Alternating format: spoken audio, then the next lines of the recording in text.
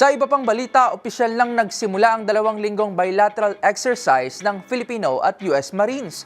Layunin ng sanib-puwersang ito na pagsasanay na mas palakasin ang kakayahan ng sandatahang lakas, lalo na pagdating sa tactical operations. Ang iba pang detalye tinutukan ni Arnold Herrera.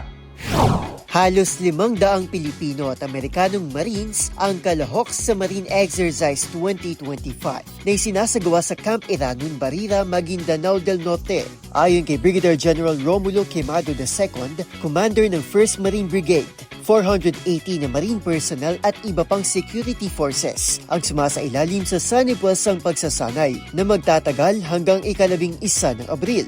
Si Brigadier General Quemado II ang tumatayong exercise director para sa MAREX 2025 habang si Colonel Zaldi A. Deoneda ang Assistant Exercise Director.